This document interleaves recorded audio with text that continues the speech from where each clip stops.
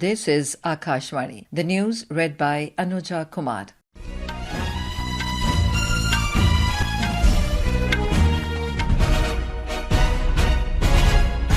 Prime Minister Narendra Modi embarked on a 5-nation visit this morning to Ghana, Trinidad and Tobago, Argentina, Brazil and Namibia. On the first leg of his visit, the Prime Minister will undertake a visit to Ghana. A report.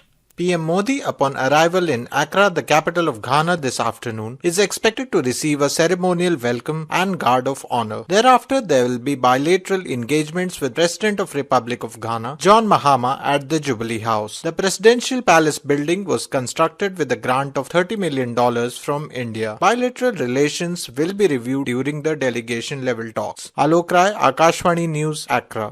In an exclusive interview with our correspondent covering the Prime Minister's visit to Ghana, India's High Commissioner to Ghana, Manish Gupta, outlined the various facets of the bilateral relationship.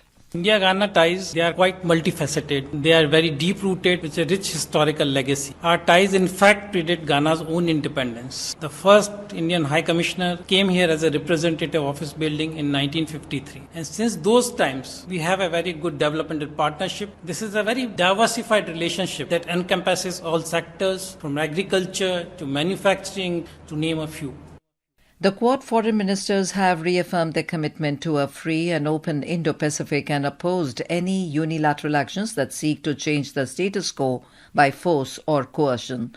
The member nations expressed serious concern about the situation in the East China Sea and South China Sea. In a joint statement, they underscored their commitment to defending the rule of law, sovereignty and territorial integrity.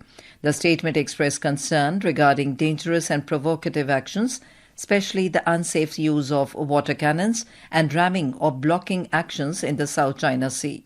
The member nations stated that such actions threaten peace and stability in the region.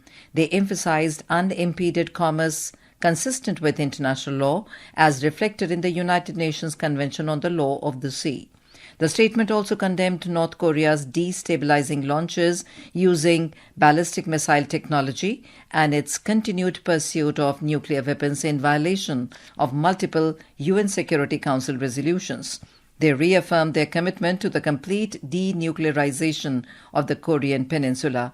It urged all UN member states to abide by their international obligations under the UN Security Council resolutions to implement sanctions, including the prohibition on the transfer to North Korea or procurement from North Korea of all arms and related material. India's scheduled commercial banks continue to record improvement in their asset quality, with the gross and net non-performing asset ratios declining to multi-decadal lows of 2.3% and 0.5% respectively. RBI's latest financial stability report said the soundness and resilience of India's scheduled commercial banks are bolstered by robust capital buffers, multi-decadal low non-performing loans and strong earnings. While overall gross NPAs of banks fell to 2.3% of total loans as of 31st of March and from 2.8% a year ago.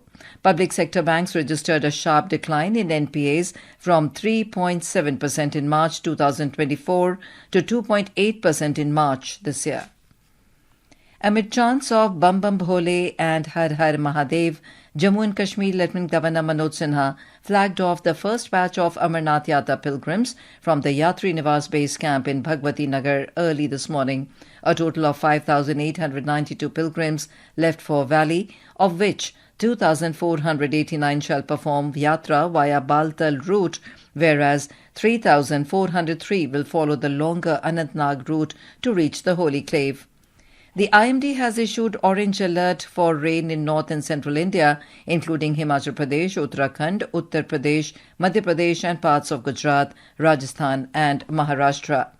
In cricket, India led by Shubman Gill will take on England in the second match of the 5-test Anderson Tendulkar Trophy at Edgbaston in Birmingham. The match is scheduled to begin at 3:30 p.m. IST. And that is the end of this news bulletin.